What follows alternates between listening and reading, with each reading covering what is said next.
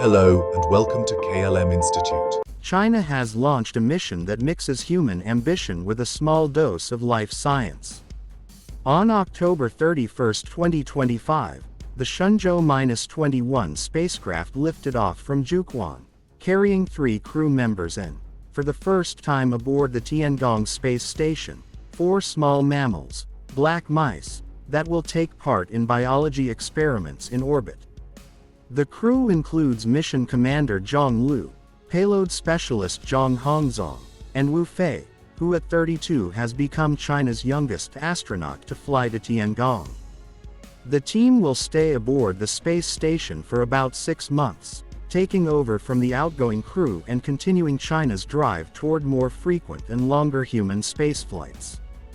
The mice, 2 males and 2 females, are part of a carefully planned set of experiments to study how small mammals respond to the stresses of microgravity, changes in muscle and bone, how the immune system reacts, behavior under confinement, and whether reproduction and early development are affected.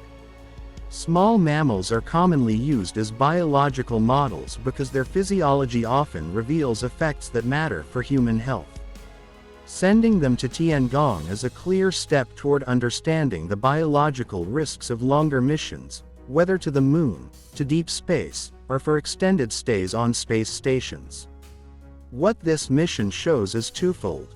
First, China is building constant operational experience, crews every few months, cargo flights, experiments, and station upkeep. This steady tempo improves technical reliability and gives researchers many chances to test ideas.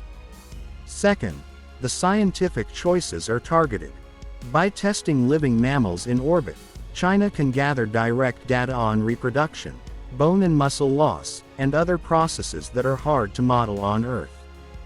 Those data points help planners design countermeasures, like exercise routines, diet plans, or medical monitoring, that keep astronauts healthier on long missions. There are practical benefits and real questions. The practical side is that if mice adapt reasonably well, researchers gain confidence to plan longer crewed missions and make system changes based on evidence rather than guesswork. The question side concerns interpretation. Small numbers of animals, short observation windows, and the constraints of life support and containment in a tiny habitat make it harder to draw broad conclusions quickly.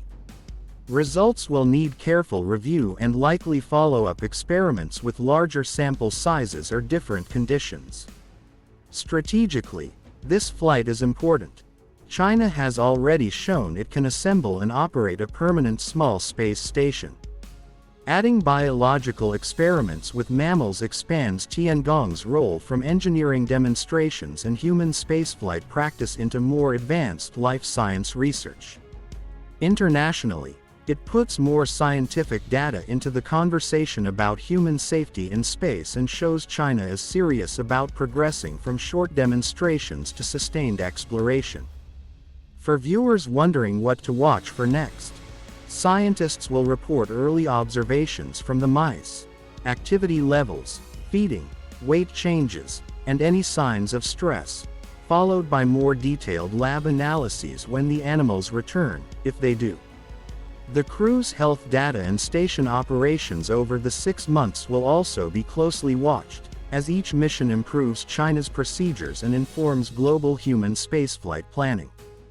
This mission is a small but meaningful step in the long work of making humans and other animals live and thrive beyond Earth. It combines youthful talent, steady program growth, and careful biological investigation, all pieces that matter as humanity plans longer trips into space.